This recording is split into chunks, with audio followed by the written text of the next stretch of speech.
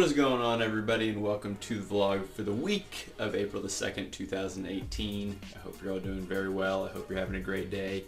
Anyways, in today's video, I'd just like to show off my game a little bit, give you an update on what I've been doing as far as new additions to the game, and give you a little bit of taste of what's to come. Now, if you watched my most recent tutorial video, I did show off a few of the features that I added in. I didn't go into a whole lot of detail on everything, so that's what I'm going to be covering in this video. Anyway, so here we are at my desk, and I'm hoping this comes across on the screen pretty nicely, but as you can see, I do have my game up on my computer, and also have it up on my tablet, which is really cool. I actually do have cross-platform multiplayer between PC and mobile, so that is awesome. That is kind of one of the bigger hurdles that I've accomplished so far for this game. So basically, let's jump right on into it. As you can see, I'm on the PC here.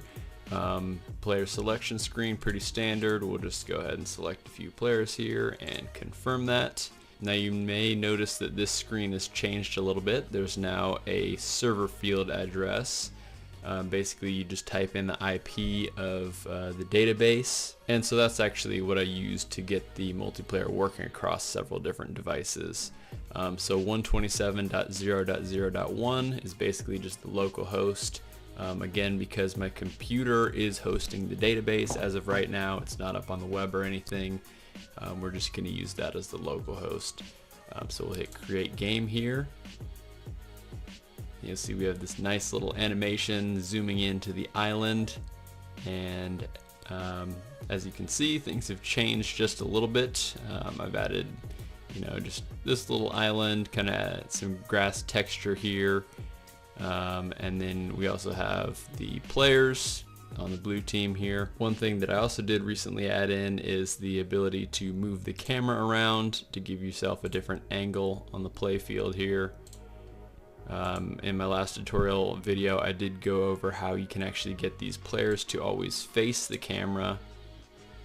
So that's something that I also added in, but that's just about all I can show off for now. So let's jump back on over to my tablet. Alright, so here on my tablet, again, we're just at a draft team screen. So we'll select, say, a lineman, a middleweight, and a pitcher. And then we'll confirm the selection. Now, because the server address is being hosted on my PC, and we're on the same Wi-Fi network as my PC, I can just type in the IP address, the local IP address of my computer. And I think that's what it is, I'm pretty sure. Again, we'll just join the game with the ID 276.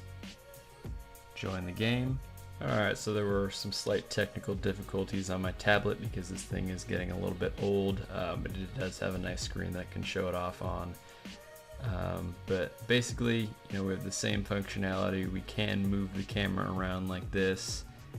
As you can see, we also have some yellow players on this side here, and player 2 goes first, so we can select players just by tapping on them and move them just like this. Move them around, get a different angle on the board if we wanted to, but that's all we can do right now. So we'll end our turn, and then we'll go back over to my computer here, and you can see that this is the same game. The players are in the same location, both on the tablet and on the PC here. So now player 1's turn, we can move this guy here, we can attack this guy, and you'll see one of the newer features. And I have actually these damage icons that pop up above the heads of the players. This is sitting there for a lot longer than I normally do have it. That was something that I changed for the tutorial that I just made, but I'm going to be putting that back to a smaller time interval in a little bit here. But again, we can move the players, we can get a different angle on the board if we want to. We can move this guy, and the basketball player can attack him. You'll see again, we do have this damage icon above the player's head, so it just makes it a little more obvious that an attack did happen.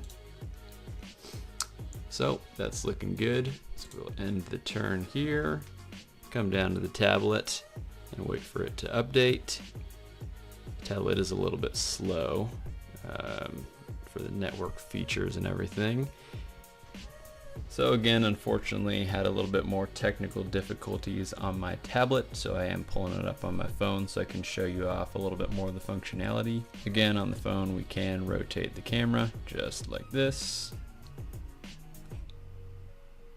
Select any player and move them wherever we want them to move on the map. And then I also have these nice big buttons here, good for mobile input. So we'll just end our turn here. You can see instantaneously our changes are updated to the PC. Anyways, I'm just going to fast forward this for a little bit and just kind of play it out.